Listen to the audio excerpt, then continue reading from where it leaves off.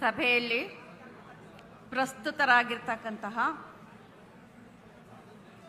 ಕರ್ನಾಟಕ ಸರ್ಕಾರದ ಸನ್ಮಾನ್ಯ ಮುಖ್ಯಮಂತ್ರಿಗಳಾದ ಶ್ರೀ ಸಿದ್ದರಾಮಯ್ಯನವರೇ, ಸಮಾಜ ಕಲ್ಯಾಣ ಸಚಿವರು ಹಾಗೂ ಮೈಸೂರು ಜಿಲ್ಲಾ ಉಸ್ತುವಾರಿ ಸಚಿವರಾದಂತಹ ಶ್ರೀ ಎಚ್.ಸಿ. ಮಹದೇವಪ್ಪನವರೇ, ಮಾನ್ಯ ಪಶುಸಂಗೋಪನೆ ಮತ್ತು ರೇಷ್ಮೆ ಸಚಿವರಾದ ಶ್ರೀ ವೆಂಕಟೇಶ್ರವರೇ, ಮಾನ್ಯ ಹಿಂದುಳಿದ ವರ್ಗಗಳ ಕಲ್ಯಾಣ ಹಾಗೂ ಕನ್ನಡ ಮತ್ತು ಸಂಸ್ಕೃತಿ ಸಚಿವರಾದ ಶ್ರೀ ಶಿವರಾಜ್ ತಂಗಡಿಯವರೇ, ಕಾನೂನು ಸಂಸದೀಯ ವ್ಯವಹಾರಗಳ ಮತ್ತು ಶಾಸನ ರಚನೆ ಹಾಗೂ ಪ್ರವಾಸೋದ್ಯಮ ಸಚಿವರಾದ ಶ್ರೀ ಎಚ್.ಕೆ. ಪಾಟೀಲ್ರವರೇ, ಆಹಾರ ನಾಗರಿಕ ಸರಬರಾಜು ಮತ್ತು ಗ್ರಾಹಕರ ವ್ಯವಹಾರಗಳ ಸಚಿವರಾದ ಶ್ರೀ ಕೆ.ಎಚ್. ಮುನಿಯಪ್ಪನವರೇ, ಲಕ್ಷ್ಮೀ ಹೆಬ್ಬಾಳ್ಕರ್ ಅವರು ಬಂದಿಲ್ಲ ಅನ್ಸುತ್ತಲ್ಲ, ಬಂದಿಲ್ಲ.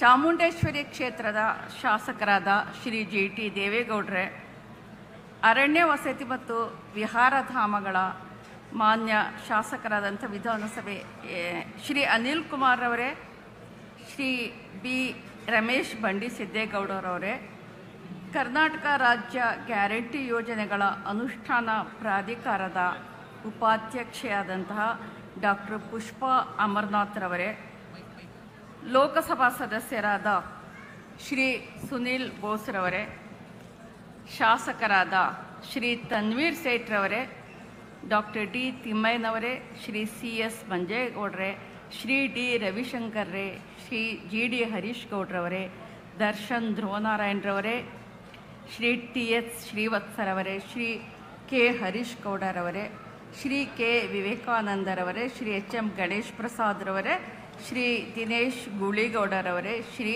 ಅಯೂಬ್ ಖಾನ್, ಶ್ರೀಮತಿ ನಾಗಮ್ಮ ಮತ್ತು ಶ್ರೀ ರವಿಕುಮಾರ್ ರವರೇ, ಮತ್ತು ಇಲ್ಲಿ ನೆರೆದಿರ್ತಕ್ಕಂತಹ ನನ್ನ ಎಲ್ಲ ಸ್ನೇಹಿತರೇ, ಸಂಬಂಧಿಗಳೇ, ಬಂಧುಗಳೇ, ನಮಸ್ಕಾರ. ಈ ದಿನ ದಸರಾ ಉತ್ಸವದ ಉದ್ಘಾಟನೆಯನ್ನು ತಾಯಿ ಚಾಮುಂಡೇಶ್ವರಿಯ ಕೃಪಾಶೀರ್ವಾದದೊಂದಿಗೆ ನಾವೆಲ್ಲರೂ ಸೇರಿ ವಿಜೃಂಭಣೆಯಿಂದ ಉದ್ಘಾಟನೆ ಮಾಡ್ತಾಯಿದ್ದೀವಿ. ನಾನು ಈಗಾಗಲೇ ಒಂದು ಸಂದರ್ಶನದಲ್ಲಿ ಹೇಳಿದ್ದೆ, ನನ್ನ ಗೆಳತಿ ಒಬ್ಬರು ನನ್ನ ಬುಕ್ಕರ್ ಸಂದರ್ಭದಲ್ಲಿ ಚಾಮುಂಡೇಶ್ವರಿ ದೇವಸ್ಥಾನಕ್ಕೆ ನನ್ನನ್ನು ಕರ್ಕೊಂಡು ಬರ್ತೀನಿ ಅಂತ ಹರಕೆ ಹೊತ್ತಿದ್ರು. ನನ್ನ ಆಪ್ತ ಗೆಳತಿ ಯಾಕೆ, ನನಗೆ ಹೋಗಲಿಕ್ಕೆ ಸಾಧ್ಯ ಆಗಲಿಲ್ಲ ಕಾರಣಾಂತರಗಳಿಂದ. ಆದರೆ ಈ ಒಂದು ವಿಶಿಷ್ಟ ಸನ್ನಿವೇಶದಲ್ಲಿ ನನ್ನನ್ನು ಕರ್ನಾಟಕದ ಸರ್ಕಾರದ ಮೂಲಕ ಆಹ್ವಾನ ಮಾಡಿ ತಾಯಿ ಚಾಮುಂಡಿ ಕರೆಸ್ಕೊಳ್ತಾ ಇದ್ದಾಳೆ ಅಂತ ಹೇಳಿದೆ.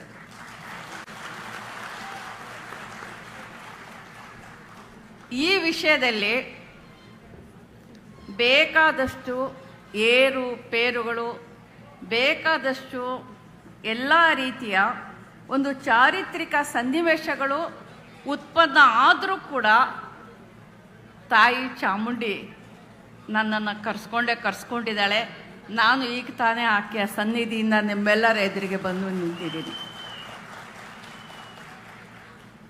ಸ್ನೇಹಿತರೆ, ಮೈಸೂರು ದಸರಾದ ಈ ಅತಿ ಮಹತ್ವದ ಪವಿತ್ರ ಕ್ಷಣದಲ್ಲಿ ಚಾಮುಂಡಿ ತಾಯಿಯ ಕೃಪೆಯ ನೆರಳಿನಲ್ಲಿ ಈ ವೇದಿಕೆಯಿಂದ ನಿಮ್ಮೆದು ಮತ್ತು ಸಮನ್ವಯದ ಮೇಳ, ಈ ನೆಲದಲ್ಲಿ ಹುಟ್ಟಿದ ಪ್ರತಿಯೊಂದು ಜೀವಕ್ಕೂ ಈ ಮಣ್ಣಿನ ವಾರಿಸುದಾರಿಕೆ, ಸ್ಪಂದನೆ, ಜವಾಬ್ದಾರಿ ಮತ್ತು ನೆನಪುಗಳು ಇವೆ. ಮೈಸೂರು ಅರಸರ ಸಂಸ್ಕೃತಿಯ ಪರಂಪರೆಯಿಂದ ಹಿಡಿದು ಕನ್ನಡ ಭಾಷೆಯ ಹೃದಯದ ಆಳದ ಸ್ಪಂದನದವರೆಗೆ ಈ ಹಬ್ಬವು ನಮಗೆ ನೆನಪಿಸುತ್ತೆ.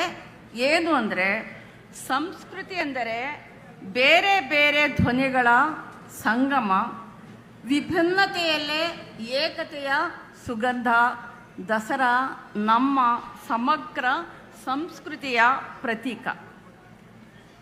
ನನಗೆ ಗೊತ್ತಿರೋ ಹಾಗೆ ಮೈಸೂರಿನ ಉರ್ದು ಭಾಷಿಕರು ನವರಾತ್ರಿಯ ಎಲ್ಲ 10 ದಿನಗಳಿಗೂ ಕೂಡ ಉರ್ದುವಿನಲ್ಲಿ ಅವರದೇ ಆದಂತಹ ಗುರುತನ್ನು ಕೊಟ್ಟಿರ್ತಾರೆ. ಆ ಗುರುತಿನಿಂದಲೇ ಕರೀತಾರೆ. ನನಗೆ ನೆನಪಿರೋ ಹಾಗೆ ಹೇಳೋದಾದರೆ ವಿಜಯದಶಮಿಗೆ ಇಲ್ಲಿನ ಉರ್ದು ಭಾಷಿಕರು ಸಿಲಿಂಗನ್ ಅಂತ ಕರೀತಾರೆ. ಅದು ಅವರ ಸಾಹಿತ್ಯ ಸಂಸ್ಕೃತಿ ಬದುಕಿನಲ್ಲಿ ಒಂದು ಭಾಗ ಆಗಿದೆ. ಯಾರೂ ಭಿನ್ನರಲ್ಲ, ಯಾರೂ ಪರಕೀಯರಲ್ಲ, ಎಲ್ಲರೂ ಕೂಡ ಒಳಗೊಂಡು ಆಚರಿಸ್ತಕ್ಕಂಥ ಒಂದು ಸಂಸ್ಕೃತಿಯ ಉತ್ಸವ ಇದು. ನನಗೆ ಇನ್ನೂ ಒಂದು ನೆನಪಿದೆ ಇದರ ಬಗ್ಗೆ. ನನ್ನ ಆಪ್ತ ಸಂಬಂಧಿ ಒಬ್ಬರಿದ್ದರು. ನನಗೆ ಅವರು ಮಾವ ಆಗಬೇಕು. ನನ್ನ ಮಾವ ಇಲ್ಲೇ ಹತ್ತಿರದ ಬೆಳಗೊಳದಲ್ಲಿ ವಾಸ ಆಗಿದ್ದರು. ಮತ್ತು ಅವರು ಮೈಸೂರು ಮಹಾರಾಜರ ಅಂಗರಕ್ಷಕ ಪಡೆಯ ಒಬ್ಬ ಸೈನಿಕರಾಗಿದ್ದರು. ಅವರನ್ನು ನಮ್ಮೆಲ್ಲ ಮನೆಗಳಲ್ಲಿ ಸಿಪಾಯಿ ಮೊಹಮ್ಮದ್ ಗೌಸ್ ಅಂತಲೇ ಕರೀತಾ ಇದ್ರು. ನನಗೆ ಈಗ ಹೆಮ್ಮೆ ಅನಿಸುವಂಥದ್ದು, ಮಹಾರಾಜರು ಅವರೊಬ್ಬರೇ ಅಲ್ಲ, ಆ ಥರದ ಅನೇಕ ಅಂಗರಕ್ಷಕರು ಮಹಾರಾಜರಿಗೆ ಇದ್ದರು. ನನಗೆ ಈಗ ಅನಿಸುವಂಥದ್ದು, ಮಹಾರಾಜರು ಜಯಚಾಮರಾಜೇಂದ್ರ ಒಡೆಯರ್ರವರು ಮುಸ್ಲಿಮರನ್ನು ನಂಬಿ, ಮುಸ್ಲಿಮರ ಬಗ್ಗೆ ಅನುಮಾನ ಪಡದೆ ತಮ್ಮ ಅಂಗರಕ್ಷಕ ಪಡೆಯ ಸದಸ್ಯರನ್ನಾಗಿ ಮಾಡಿಕೊಂಡು ಅವರ ಬಗ್ಗೆ ಭರವಸೆ ಇಟ್ಟಂತಹ ಪ್ರಸಂಗ ನನಗೆ ನಿಜವಾಗಿಯೂ ಬಹಳ ಹೆಮ್ಮೆ ತರುವಂಥದ್ದು, ಬಹಳ ಆಪ್ಯಾಯಮಾನವಾದದ್ದು ಅಂತ ನಾನು ನಿಮ್ಗೆ ಹೇಳಿಕೊಳ್ಳಿಕ್ಕೆ ಇಷ್ಟಪಡ್ತೀನಿ. ಸಂಸ್ಕೃತಿ ಅಂದರೆ ಹೃದಯಗಳನ್ನು ಒಟ್ಟುಗೂಡಿಸುವ ಸೇತುವೆ. ಅದು ದ್ವೇಷವನ್ನು ಬೆಳೆಸುವುದಲ್ಲ, ಪ್ರೀತಿಯನ್ನು ಹರಡುವುದೇ ಅದರ ಗುರಿ. ನನ್ನ ಧಾರ್ಮಿಕ ನಂಬಿಕೆಗಳು, ನನ್ನ ಜೀವನ ಪಾಠಗಳು ಯಾವಾಗಲೂ ಹೊಸ್ತಿಲ ಗಡಿಯಾಚೆ ದಾಟಿಲ್ಲ. ಅವು ಯಾವತ್ತೂ ಪ್ರಾಣಿಯನ್ನು, ಮನುಷ್ಯನನ್ನು ನೋಯಿಸದ ಜೀವಪರ ಮಾನವೀಯ ದರ್ಶನವನ್ನು ಬೆಳೆಸಿವೆ.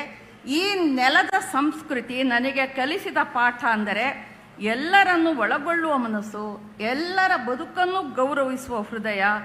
ಇಂದು ಇಡೀ ಜಗತ್ತು ಯುದ್ಧದ ಹಾದಿಯಲ್ಲಿ ನಡೆಯುತ್ತಿರುವಾಗ, ಮನುಕುಲವು ದ್ವೇಷ ಮತ್ತು ರಕ್ತಪಾತದಲ್ಲಿ ಮುಳುಗುತ್ತಿರುವಾಗ, ಮೈಸೂರು ದಸರಾ ಘೋಷಣೆಯು ನಮ್ಮೆಲ್ಲರ ಕಿವಿಯಲ್ಲಿ ಪ್ರತಿಧ್ವನಿಸಲಿ.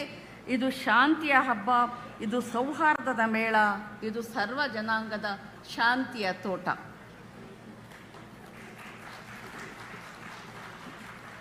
ನಾವು ಪ್ರಜಾಪ್ರಭುತ್ವದ ಮೌಲ್ಯಗಳನ್ನು ಗೌರವಿಸೋಣ. ನಾವು ಪರಸ್ಪರರ ನಂಬಿಕೆಗಳನ್ನು, ಸಂಸ್ಕೃತಿಗಳನ್ನು ಗೌರವಿಸುವುದರ ಮೂಲಕ ನಮ್ಮ ಬದುಕನ್ನು ಶ್ರೀಮಂತಗೊಳಿಸೋಣ. ಈ ನೆಲದ ಸುಗಂಧವು ಐಕ್ಯತೆ ಆಗಲಿ. ಈ ನೆಲದ ಹೂಗಳು ಸೌಹಾರ್ದದಿಂದ ಕೂಡಿವೆ. ಈ ನೆಲದ ಬಿಸಿಲು ಕೂಡ ಮಾನವೀಯ ಪ್ರೀತಿಯ ಪ್ರತೀಕವಾಗಿದೆ. ಈ ಸಂದರ್ಭದಲ್ಲಿ ಚಾಮುಂಡಿ ತಾಯಿಯ ಮಹಿಮೆ ನಮ್ಮೆಲ್ಲರ ಜೀವನಕ್ಕೆ ಮಾರ್ಗದರ್ಶನವಾಗಿರಲಿ. ತಾಯಿ ಚಾಮುಂಡಿ ಶಕ್ತಿಯ, ಧೈರ್ಯದ, ಮಮತೆಯ ಹಾಗೂ ರಕ್ಷಕತ್ವದ ಸಂಕೇತ. ನಮ್ಮೊಳಗಿನ ದ್ವೇಷ, ಅಸಹಿಷ್ಣುತೆ, ಹಾಗೆ ಇವುಗಳನ್ನು ನಾಶ ಮಾಡಲಿ. ನಾನು ಹೃತ್ಪೂರ್ವಕವಾಗಿ ಬಯಸುವುದು, ಈ ದಸರಾ ಹಬ್ಬ ಕೇವಲ ಮೈಸೂರು ನಗರಕ್ಕೆ ಸೀಮಿತವಾಗದೆ, ನಮ್ಮ ನಾಡಿಗೆ ಮಾತ್ರ ಸೀಮಿತವಾಗದೆ, ಅಥವಾ ನಮ್ಮ ದೇಶಕ್ಕೆ ಮಾತ್ರ ಸೀಮಿತವಾಗದೆ, ಇಡೀ ಜಗತ್ತಿನಾದ್ಯಂತ ಮಾನವ ಕುಲಕ್ಕೆ ಶಾಂತಿ, ಸಹಾನುಭೂತಿ, ಪ್ರೀತಿ ಮತ್ತು ನ್ಯಾಯದ ದೀಪ ಬೆಳಗಿಸಲಿ. ಇವತ್ತು ಬೆಳಗಿರ್ತಕ್ಕಂಥ ದೀಪ ಈ ಸಂದೇಶದೊಂದಿಗೆ ಇಡೀ ಪ್ರಪಂಚದಾದ್ಯಂತ ತನ್ನ ನೆಲೆಯನ್ನು ಕಂಡುಕೊಳ್ಳಿ ಅಂತ ಆಶಿಸ್ತೀನಿ. ಸ್ನೇಹಿತರೆ, ನನ್ನ ಬದುಕು ನನಗೆ ಅನೇಕ ಪಾಠಗಳನ್ನು ಕಲಿಸಿದೆ. ಅದರಲ್ಲಿ ಒಂದು ಪಾಠ ಅಂದರೆ, ವ್ಯಕ್ತಿಯಿಂದ ಸಮಷ್ಟಿಯ ಕಡೆಗೆ ಸಾಗುವ ದಾರಿ ಮಾತ್ರ ನಿಜವಾದ ದಾರಿ. ನನ್ನ ಧಾರ್ಮಿಕ ನಂಬಿಕೆಗಳು, ನನ್ನ ಜೀವನ ದರ್ಶನ ಯಾವತ್ತೂ ಕೂಡ ಜೀವಪರವಾಗಿವೆ. ಅವು ಮರದ ನೆರಳಿನಂತೆ, ತಂಪಾದ ನದಿಯಂತೆ. ಇಂದಿನ ಜಗತ್ತು ಯುದ್ಧದ ಜ್ವಾಲೆಯಲ್ಲಿ ಸುಡುತ್ತಿದೆ. ನಾವು ಅಸ್ತ್ರಗಳಿಂದ ಅಲ್ಲ, ಅಕ್ಷರಗಳಿಂದ ಬದುಕನ್ನು ಗೆಲ್ಲಬಹುದು. ಹಗೆಗಳಿಂದ ಅಲ್ಲ, ಪ್ರೀತಿಯಿಂದ ಬದುಕನ್ನು ಅರಳಿಸಬಹುದು. ಹಾಗೆ ಈ ನೆಲದ ಪರಂಪರೆ ನಮಗೆ ಹೇಳುತ್ತೆ, ಇದು ಸರ್ವ ಜನಾಂಗದ ಶಾಂತಿಯ ತೋಟ ಅಂತ ಹೇಳಿಬಿಟ್ಟು. ಈ ತೋಟದಲ್ಲಿ ಪ್ರತಿ ಹೂವು ತನ್ನ ಬಣ್ಣದಲ್ಲೇ ಅರಳಲಿ, ತನ್ನ ಸುಗಂಧವನ್ನೇ ಬೀರಲಿ, ಪ್ರತಿ ಹಕ್ಕಿ ತನ್ನ ರಾಗದಲ್ಲೇ ಹಾಡಲಿ. ಆದರೆ ಒಟ್ಟಿಗೆ ಸೇರಿದಾಗ ಅದು ಒಂದು ಸೌಹಾರ್ದದ ಸಿಂಫನಿ ಆಗಲಿ, ಮೇಳ ಆಗಲಿ, ಐಕ್ಯತೆ ಆಗಲಿ. ಪ್ರಜಾಪ್ರಭುತ್ವ ಅನ್ನೋದು ಒಂದು ವ್ಯವಸ್ಥೆ ಅಲ್ಲ, ಅದು ಒಂದು ಮೌಲ್ಯ. ಅದು ಪ್ರತಿಯೊಬ್ಬರ ಧ್ವನಿಯನ್ನು ಗೌರವಿಸುವ ಮನೋಭಾವ. ಅದು ಬೇರೆಯವರ ಬದುಕಿನಲ್ಲಿ ಅರ್ಥಪೂರ್ಣವಾಗಿ ನಡೆದುಕೊಳ್ಳುವ ಜವಾಬ್ದಾರಿ. ಅದನ್ನು ಗೌರವಿಸುವುದು ನಮ್ಮೆಲ್ಲರ ಕರ್ತವ್ಯ. ನಾವು ಎಲ್ಲರೂ ಒಂದೇ ಗಗನದ ಅಡಿಯ ಪಯಣಿಗರು. ಆಕಾಶ ಯಾರನ್ನೂ ಬೇರ್ಪಡಿಸೋದಿಲ್ಲ, ಭೂಮಿ ಯಾರನ್ನೂ ಹೊರತಳ್ಳುವುದಿಲ್ಲ. ಮನುಷ್ಯ ಮಾತ್ರ ಗಡಿಗಳನ್ನು ಹಾಕ್ತಾನೆ. ಈ ಗಡಿಗಳನ್ನು ನಾವೇ ಅಳಿಸ್ಬೇಕು. ಇಂದು ಈ ಹಬ್ಬ ಮೈಸೂರಿನ ಬೀದಿಗಳಲ್ಲಿ ಮಾತ್ರವಲ್ಲ, ಇಡೀ ಜಗತ್ತಿನ ಹೃದಯಗಳನ್ನು ಬೆಳಗಲಿ ಅಂತ ಹೇಳ್ಬಿಟ್ಟು ನಾನು ಆಶಿಸ್ತೀನಿ. ಚಾಮುಂಡೇಶ್ವರಿ ಅಂದರೆ ಹೆಣ್ಣಿನಲ್ಲಿರುವ ಅಪಾರ ಶಕ್ತಿ, ಅವಳ ಅಜೇಯ ಮನೋಬಲದ ಸಂಕೇತ. ಸ್ತ್ರೀತ್ವ ಅಂದರೆ ಕೇವಲ ಮೃದುತ್ವ ಅಥವಾ ತಾಯ್ತನ ಮಾತ್ರವಲ್ಲ, ಅದು ಅನ್ಯಾಯದ ವಿರುದ್ಧ ದಿಟ್ಟವಾಗಿ ನಿಂತು ಹೋರಾಡುವ ಶಕ್ತಿ ಕೂಡ ಹೌದು ಅನ್ನೋದನ್ನು ನಾವು ಆಕೆಯ ಬದುಕಿನಿಂದ, ಆಕೆಯ ಹೋರಾಟದಿಂದ ನಾವು ಕಲಿತಿದ್ದೇವೆ. ನಾವು ಇತಿಹಾಸದತ್ತ ಒಂದು ದೃಷ್ಟಿಯನ್ನು ನಾವು ಹಾಯಿಸಿದಾಗ ನಾಲ್ವಡಿ ಕೃಷ್ಣರಾಜೇಂದ್ರ ಒಡೆಯರ್ ಅವರು ಇಂದಿಗೂ ಯಾಕೆ ಪ್ರಸ್ತುತ ಆಗ್ತಾರೆ ಅನ್ನೋದು ನಮ್ಮ ಎದುರಿಗೆ ಇರ್ತಕ್ಕಂಥ ಒಂದು ಪ್ರಶ್ನೆ. ಯಾಕೆ ಅಂದರೆ ಅವರು ಇಡೀ ಒಡೆಯರ್ ಅರಸೊತ್ತಿಗೆಯ ವಿಶೇಷ ಮತ್ತು ಅನರ್ಘ್ಯ ರತ್ನ ಅವರಿಗೆ ಹಂಚಿಕೊಳ್ಳೋದ್ರಲ್ಲಿ ಬಹಳ ನಂಬಿಕೆ ಇತ್ತು. ಅವರು ರಾಜಕೀಯ, ಆರ್ಥಿಕ, ಸಾಮಾಜಿಕ ಮತ್ತು ಸಾಮಾಜಿಕ ನ್ಯಾಯದ ಔದಾರ್ಯದ ದೊರೆಯಾಗಿದ್ದರು. ಭೇದ ಭಾವಕ್ಕಿಂತ ವಿಶಾಲ ಮನಸ್ಸಿಗೆ ಅವರು ಗೌರವ ಕೊಡ್ತಿದ್ರು. ಅವರು ನೀಡಿದ ಸಂದೇಶ, ಸಂಪತ್ತನ್ನು ಹಂಚಿದಾಗ ಮಾತ್ರ ಅದು ಬೆಳೆಯುತ್ತೆ, ಶಕ್ತಿಯನ್ನು ಹಂಚಿಕೊಂಡಾಗ ಮಾತ್ರ ದೀರ್ಘಕಾಲ ಬದುಕುತ್ತದೆ ಅಂತ ಹೇಳ್ಬಿಟ್ಟು. ಹೀಗಾಗಿ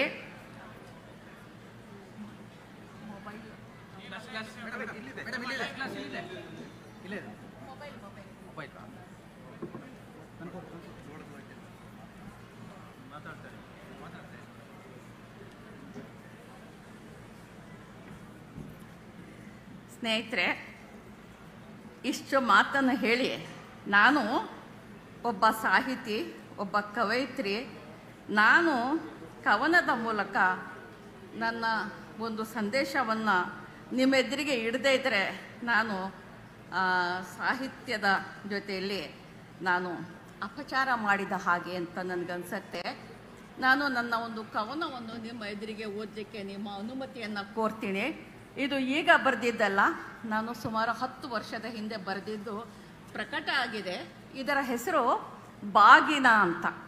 ಒಬ್ಬ ಮುಸ್ಲಿಂ ಹೆಣ್ಣುಮಗಳು ಬಾಗಣ್ಣನ ಎಡಹೆಗಲಿನ ವಲ್ಲಿಯೊಡನೆ ಮಣ್ಣಿನ ಗುಣ ಹೀರಿದ್ದ ನಾನು ಭಾನುವಿನಿಂದ ಜಯ ಆಗಿದ್ದು ಹೀಗೆ. ಯಾವುದೇ ಗೋಡೆಗಳಿರಲಿಲ್ಲ ಬಿಡಿ, ಪ್ರೀತಿಯ ಒಳವರತೆಗಳು ಜಿನುಗುವುದು ಹೀಗೆಯೇ ನೋಡಿ. ಸಾಬರ ಮಗಳು ಸಾಬರ ಸೊಸೆಗೆ ಜೀವದುಂಬಿದ ಹಸಿ ಮಣ್ಣಿನ ಬಾಗಿನ ಜಯ. ನಡೆಯವ ಹಬ್ಬಕ್ಕೆ ಅರಿಶಿನದ ಎಲೆ ಕಡುಬು. ಗಂಡನ ಮನೆಯ ಕಸೂತಿ ನೆರಿಗೆಗಳ ಸದಾ ಚಿಮ್ಮುತ್ತಿದ್ದರೂ ಎದೆಯಾಳದಲ್ಲಿ ಪಿಸುಗುಟ್ಟಿದ್ದು ಆ ಎಲೆ ಹಸಿರು ವಾತ್ಸಲ್ಯವ ನೇಯ್ದ ಸಾದಾ ಸೀರೆ. ಮಡಿಲಲ್ಲಿ ತುಂಬಿಸಿ ಕವುಚಿದ ಮೊರವ ಮರಳುವ ದಾರಿಯಲ್ಲಿ ನಿಂತು ಅರಳಿ ಮರವ ಕೇಳಿದ್ದೆ, ಹೇಗೆ ಕೊಂಡೊಯ್ಯಲಿ ಇದನ್ನು ನನ್ನ ಅತ್ತೆ ಮನೆಗೆ ಅರಿಶಿನ ಕುಂಕುಮದೊಡನೆ, ಹೇಗೆ ಬಿಡಿಸಲಿ ಬಾಂಧವ್ಯದ ಎಳೆಗಳ ರಂಗೋಲಿಯನ್ನು ಸಾಬರ ಮನೆ ಬಾಗಿಲಲ್ಲಿ ಕೊಡಲೇ ಯಾರಿಗಾದರೂ ದಾರಿ ಹೋಗರಿಗೆ, ಕೊಡಬಹುದೇ ಅದನ್ನು ಯಾರಿಗಾದರೂ ಆ ಒಲವನ್ನು, ಆ ಬಲವನ್ನು, ಆ ಪಿತೃವಾತ್ಸಲ್ಯದ ಮಾತೃತ್ವವನ್ನು ನೆನೆಸಿಕೊಂಡಾಗ ಈಗಲೂ ಕಣ್ಣಂಚಿನಲ್ಲಿ ತೇವ, ಮೊರದ ತುಂಬ ಬದುಕಿನ ಹಸೆಯ ಬರೆದ ಬೇಸಿಗೆ ಹಕ್ಕಿಗೆ ವಿದಾಯ. ಬಸವರಾಜಣ್ಣ, ನೀವು ಕೊಟ್ಟ ಮೊರ ಹೇಳುತ್ತೆ, ಮಿಡಿಯುತ್ತೆ, ಸಹಸ್ರ ಆರೋಪಗಳ ಎದುರು ಒಂಟಿಯಾಗಿ ನಿಲ್ಲುತ್ತೆ. ಇದು ಈಗ ನನಗೆ ನೆನಪಿಗೆ ಬರುತ್ತೆ. ಸಹಸ್ರ ಆರೋಪಗಳ ಎದುರಿಗೆ ಬಸವರಾಜಣ್ಣನ ಪ್ರೀತಿ ವಾತ್ಸಲ್ಯ ನನಗೆ ಜೊತೆಯಾಗಿ ಒಂಟಿಯಾಗಿ ನಿಲ್ಲುತ್ತೆ. ದ್ವೇಷದ ಎಲ್ಲ ಭಾಷೆಗಳನ್ನು ಕವುಚಿ ಹಾಕುತ್ತೆ. ಮುಂಜಾವಿನ ಹೊಂಬೆಳಕಿನೊಂದಿಗೆ ಪ್ರೀತಿಯ ನಿರ್ಮಲ ಅಲೆಗಳು ಮೊರದ ತುಂಬ ತೂರುತ್ತಿರುತ್ತವೆ. ನನ್ನ ಕೆಲವು ಮಾತುಗಳನ್ನು ಮತ್ತು ನನ್ನ ಒಂದು ಕವನವನ್ನು ಕೂಡ ಸಹೃದಯತೆಯಿಂದ ಕೇಳಿದ ನಿಮ್ಮೆಲ್ಲರಿಗೂ ಕೂಡ ನನ್ನ ನಮನಗಳು. ನಮಗೆ ನಮ್ಮ ಸಂಸ್ಕೃತಿ ನಮ್ಮ ಬೇರು, ಸೌಹಾರ್ದ ನಮ್ಮ ಶಕ್ತಿ, ಆರ್ಥಿಕತೆಯೇ ನಮ್ಮ ರೆಕ್ಕೆ. ವಿಶ್ವಕ್ಕೆ ಶೈಕ್ಷಣಿಕವಾಗಿ, ಆರ್ಥಿಕವಾಗಿ, ಔದ್ಯೋಗಿಕವಾಗಿ ಭಾರತದ ನೆಲೆಯಲ್ಲಿ ನಮ್ಮ ಯುವ ಶಕ್ತಿಯೊಂದಿಗೆ ಸೇರಿ ಮಾನವೀಯ ಮೌಲ್ಯಗಳ ಪ್ರೀತಿಯ ಹೊಸ ಸಮಾಜವನ್ನು ಕಟ್ಟೋಣ. ಅದರಲ್ಲಿ ಎಲ್ಲರಿಗೂ ಸಮಪಾಲು ಸಮಬಾಳು ಇರಲಿ. ನಮ್ಮ ಬಾಬಾ ಸಾಹೇಬ್ ಅಂಬೇಡ್ಕರ್ ಅವರ ಸಂವಿಧಾನದ ಒಂದು ಚಿಗುರು ನಮ್ಮ ಎದೆಯಲ್ಲಿ ಚಿಗುರು ಒಡೆಯಲ್ಲಿ ಅನ್ನತಕ್ಕಂಥ ಮಾತನ್ನು ಹೇಳ್ತಾ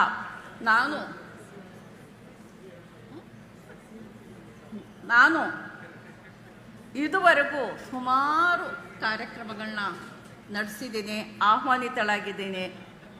ನಾನು ನೂರಾರು ಸಾರಿ ದೀಪಗಳನ್ನು ಬೆಳಗಿದ್ದೀನಿ. ನಾನು ನೂರಾರು ಸಾರಿ ಪುಷ್ಪಾರ್ಚನೆಯನ್ನು ಕೂಡ ಮಾಡಿದ್ದೀನಿ, ಮಂಗಳಾರತಿಯನ್ನು ಕೂಡ ಸ್ವೀಕರಿಸಿದ್ದೀನಿ. ನನಗೆ ಹೊಸದಲ್ಲ ಇದು.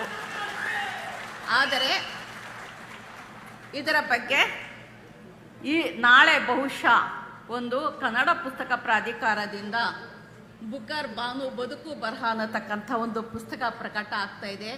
ಅದರಲ್ಲಿ ನನ್ನ ಆತ್ಮಕಥೆಯ ಒಂದು ಭಾಗ ಪ್ರಕಟ ಆಗಿದೆ. ನನ್ನ ಮತ್ತು ಈ ಹಿಂದೂ ಧರ್ಮದ ಸಂಬಂಧ ಬಾಂಧವ್ಯ ಹೇಗೆ ಇದೆ ಅನ್ನೋದ್ರ ಬಗ್ಗೆ ಅದನ್ನು ನನ್ನ ಆತ್ಮಕಥೆಯಲ್ಲಿ ಬರೆದಿದ್ದೀನಿ. ಅದು ನಾಳೆ ಪ್ರಕಟ ಆಗ್ತಾ ಇದೆ. ಸಾಧ್ಯವಾದರೆ ಅದನ್ನು ದಯವಿಟ್ಟು ನೀವುಗಳು ನೋಡಿ ಅಂತ ಹೇಳಿ, ಎಷ್ಟೇ ರೀತಿಯ ಸವಾಲುಗಳು ಬಂದರೂ ಕೂಡ ದಿಟ್ಟವಾಗಿ ನಿಂತು ನನ್ನನ್ನು ಆಹ್ವಾನಿಸಿ ಈ ಕಾರ್ಯಕ್ರಮದಲ್ಲಿ ನಾನು ಭಾಗವಹಿಸುವುದಕ್ಕೆ ಕರ್ನಾಟಕ ಸರ್ಕಾರದ ಪರವಾಗಿ ನನಗೆ ಆಹ್ವಾನವನ್ನು ನೀಡಿ ನೈತಿಕವಾದಂತಹ ಒಂದು ಬೆಂಬಲವನ್ನು ಕೂಡ ನೀಡಿದಂತಹ ಸನ್ಮಾನ್ಯ ಮುಖ್ಯಮಂತ್ರಿಗಳಾದ ಶ್ರೀ ಸಿದ್ದರಾಮಯ್ಯನವರಿಗೆ ನಾನು ನನ್ನ ಕೃತಜ್ಞತೆಗಳನ್ನು ಸಲ್ಲಿಸಿ ನನ್ನ ಈ ಮಾತುಗಳನ್ನ ಮುಗಿಸ್ತೀನಿ. ನಮಸ್ಕಾರ.